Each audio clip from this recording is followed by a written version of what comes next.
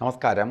എല്ലാ NTV പ്രേക്ഷകർക്കും നിങ്ങളുടെ ഇന്ന് എന്ന പ്രോഗ്രാമിലേക്ക് സുസ്വാഗതം. ഇന്ന് 2024 നവംബർ മാസം 30-ാം തീയതി 1200-ാം ആണ്ട് വൃശ്ചിക മാസം 15-ാം തീയതി ശനിയാഴ്ച. അപ്പോൾ വൃശ്ചിക മാസം പകുതിയായി. ഇന്ന് ശനിയാഴ്ചയാണ്. ഇന്നത്തെ സൂര്യോദയം വരുന്നത് 6:29 സൂര്യ ഉദയം. അസ്തമയം വരുന്നത് 5:57. ഇന്നത്തെ നക്ഷത്രം നമുക്ക് വരുന്നത് തന്നെ വിശാഖം നക്ഷത്രത്തിലാണ്. ഇന്നത്തെ ഉദയ നക്ഷത്രം വിശാഖമാണ്. അപ്പോൾ ഇന്ന് നമുക്ക് പൊതുവെ പറയുകയാണെങ്കിൽ ഒരു നല്ല ദിവസമല്ല ശനിയാഴ്ച. ഇപ്പോൾ രാവിലെ ഉറക്കമൊഴിച്ച് ആദ്യമായിട്ട് കേൾക്കണം നല്ല ദിവസമല്ല എന്ന് കേൾക്കുമ്പോൾ നമുക്ക് വിഷമം വരും. പലരും നമുക്ക് മെസ്സേജായിട്ട് തരാറുമുണ്ട്, രാവിലെ എഴിച്ച് കൊള്ളൂലെന്ന് കേൾക്കുമ്പോൾ വിഷമമുണ്ട്. ചിലർ പറയും നമ്മളെ പേടിപ്പിക്കാനാണോ രാവിലെ വീഡിയോ ഇടുന്നത് എന്നൊക്കെ ചോദിക്കാറുണ്ട്.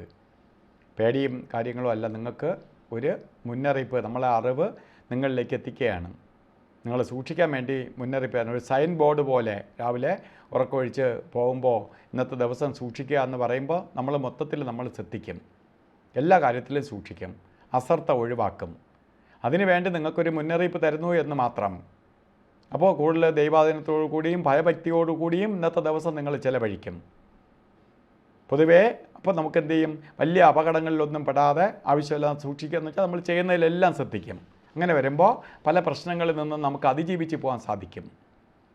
അതുപോലെ ബർത്ത്ഡേ വന്നിട്ടുള്ളവരുടെ കാര്യം, അല്ലാത്തവർക്കും ഇന്നത്തെ ഒരു ദിവസത്തെ കാര്യം മാത്രം സൂക്ഷിച്ചാൽ മതി. ബർത്ത്ഡേ വന്നിട്ടുള്ളവർക്ക് ഒരു വർഷത്തെ ഫലത്തെയാണ് ചിന്തിക്കേണ്ടത്. വാർഷിക ഫലത്തെ ചിന്തിക്കുമ്പോൾ വിശാഖം നക്ഷത്രക്കാർക്ക് ഒരു വർഷത്തെ ഫലത്തെ ചിന്തിക്കുമ്പോൾ വളരെ മോശപ്രദമായ ഒരു വർഷമാണ് നിങ്ങൾക്കെന്നറിയുക. കാരണം സാമ്പത്തിക നഷ്ടം ഉണ്ടാവും, ശാരീരിക ബുദ്ധിമുട്ടുകളുണ്ടാവും. ചെയ്യുന്ന പ്രവൃത്തിയിൽ, അത് ജോലിയാണെങ്കിൽ തന്നെ ജോലിയിൽ ഗ്രോത്ത് ഇല്ലാതെയാവും, പ്രൊമോഷനോ അതുപോലെ കിട്ടത്തില്ല. ബിസിനസ് ചെയ്യുന്ന ആളാണെങ്കിൽ ബിസിനസ്സിൽ പ്രതീക്ഷിക്കുന്ന രീതിയിൽ പുരോഗതി വരത്തില്ല, സാമ്പത്തിക നഷ്ടം വരും. അതുപോലെ ബന്ധുമിത്രാദികളെ കൊണ്ട്, കൂടെയുള്ളവരെ കൊണ്ട് അല്ലെങ്കിൽ സഹപ്രവർത്തകരെ കൊണ്ട് മനോവിഷമം ഉണ്ടാവും. അപ്പോൾ ഇതൊക്കെ നമുക്ക് വരും എന്ന് കാണിച്ചിരിക്കുമ്പോൾ നമുക്കിതിനെ എങ്ങനെ അതിജീവിക്കാം, ഇതും ആചാര്യന്മാർ പറഞ്ഞിട്ടുണ്ട്. അതിനുള്ള പ്രതിവിധിയും കൂടി. ശാസ്താവിന് നീരാഞ്ജനം കത്തിക്കണം, ശനി വ്രതം നോക്കണം, സൂര്യഭഗവാന് രാവിലെ എണീറ്റ് തൊഴണം. ശനിയുടെ പിതാവാണ് സൂര്യൻ. ശനീശ്വര യന്ത്രം ധനാകർഷണ യന്ത്രവുമായി ചേർത്ത് പ്രൊട്ടക്ഷനായിട്ട് ഒരു വർഷത്തേക്ക് നമ്മൾ ധരിക്കുക. ഇതൊക്കെ ചെയ്തു പോകുമ്പോൾ ഈ ദോഷത്തിൻ്റെ അളവ് 50% മാറും. താൻ പാതി ദൈവം പാതി. അതുപോലെ തന്നെ നമ്മൾ ഇന്നത്തെ ദിവസം ഓരോ കാര്യത്തിന് ഇറങ്ങുമ്പോൾ രാഹുകാലത്തിന് പ്രാധാന്യം കൊടുക്കണം. 9 മണി മുതൽ 10:30 മണി വരെ എന്ന് രാഹുകാലം എഴുതിയിട്ടുണ്ടെങ്കിൽ 9:21 വരെ രാഹുകാലം. ഇപ്പം 21 തുടങ്ങുകയുള്ളൂ. 10:30 എന്നുള്ളത് 10:47 വരെ രാഹുകാല സമയമുണ്ട്. ഈ സമയം യാത്രാദി കാര്യങ്ങൾക്ക് ഉചിതമല്ല, യാത്ര തുടങ്ങാൻ അനുകൂലപ്രദമായ സമയമല്ല. അതുപോലെ ഗുളികകാല സമയവും യമകണ്ഠകാല സമയവും ശനിയുടെ ഇന്നത്തെ ദിവസം തന്നെ ഏറ്റവും മോശപ്രദമായ 2 സമയങ്ങളാണ്. അതിൽ ഗുളികൻ്റെ സമയം 6:29 തൊട്ട് 7:55 വരെയും, യമകണ്ഠകാല സമയം 1:39 തൊട്ട് 3:05 വരെയും. അതുപോലെ അഭിജിത്ത് മുഹൂർത്തം ഇന്നുകൊണ്ട് 11:49 ആരംഭിക്കും, 12:37 വരെ അഭിജിത്ത് മുഹൂർത്തമുണ്ട്. അഭിജിത്ത് മുഹൂർത്തം എന്ന് പറയുമ്പോൾ ശരിക്ക് ദക്ഷ പ്രജാപതിയുടെ 28 മക്കളുണ്ട്. അതാണ് 28 നക്ഷത്രങ്ങൾ. അതിൽ 28ാമത്തെ നക്ഷത്രമാണ് അഭിജിത്ത്.